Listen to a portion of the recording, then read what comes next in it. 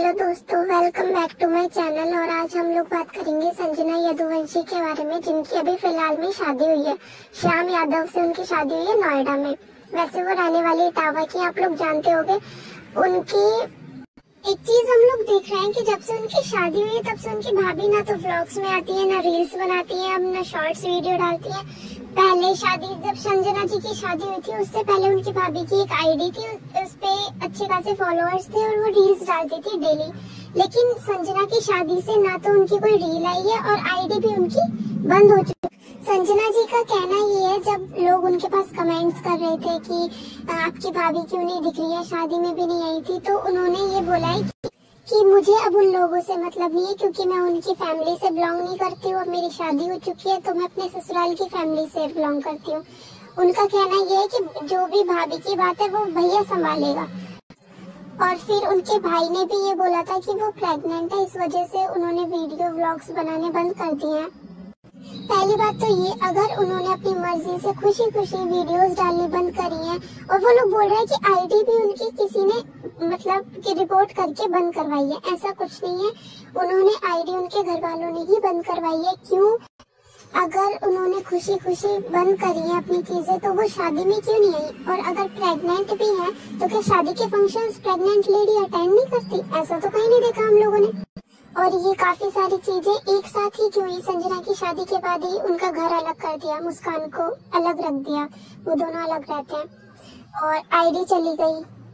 शादी के किसी भी फंक्शन में मुस्कान की वीडियो नहीं मिली हमें। एक हल्दी वाले फंक्शन में मिली थी, वो भी सिर्फ थोड़ी सी, उसमें भी मुस्कान काफी सैड थी। और जब संजना की पग फेरे की रस्म हुई थी उसमें भी मुस्कान काफी सैड थी और संजना उससे बोली भी नहीं थी, ऐसे बिहेव कर रही थी जैसे उसको जानती भी नहीं है।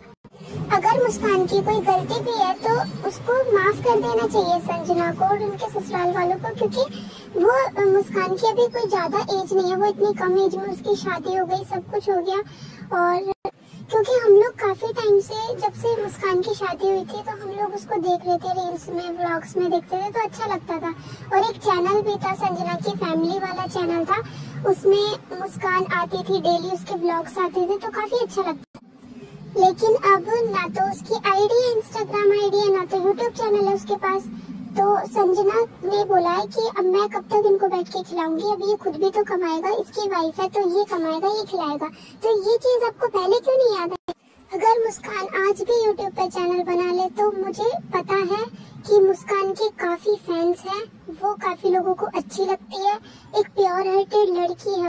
पता नहीं क्यों नहीं बना रही है, वो क्या प्रॉब्लम है, इनकी कुछ पर्सनल प्रॉब्लम ही है, उस पे कुछ किसी चीज का तो प्रेशर है जिसकी वजह से वो नहीं बना रही है। वरना वो अगर अब वो ब्लॉग्स में नहीं आ रही है, रील्स नहीं बना रही है, तो वो पहले क्यों आती थी? इसका मतलब अब तो कुछ प्रॉब्लम हुई है ना जिसकी वजह से वो नहीं आ रही है। जो भी चीज हुई है उसको सॉल्व करना चाहिए इन लोगों को, क्योंकि जब पहले इतना अच्छा बॉन्ड था दोनों के बीच में तो अब भी उस बॉन्ड को ऐसे ही बनाए रखना।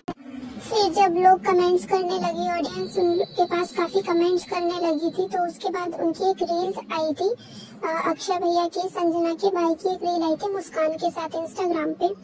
उसमें भी साफ दिख रहा था कि मुस्कान खुश नहीं है। वो पता नहीं, अब हम लोग कुछ नहीं कह सकते, लेकिन लग रहा था कि वो किसी फोर्स में आके उस चीज को बोल रही है। आप लोग इस फोटो को देखिए, ये रील थी। आप लोग कमेंट्स करके बताना मुझे कि आप लोगों को भी ऐसा लगता है या नहीं, क्योंकि मुझे तो फील हुआ है। अगर वीडियो अच्छी लगी हो तो लाइक, कमेंट, शेयर जरूर करना और चैनल को सब्सक्राइब भी कर लेना।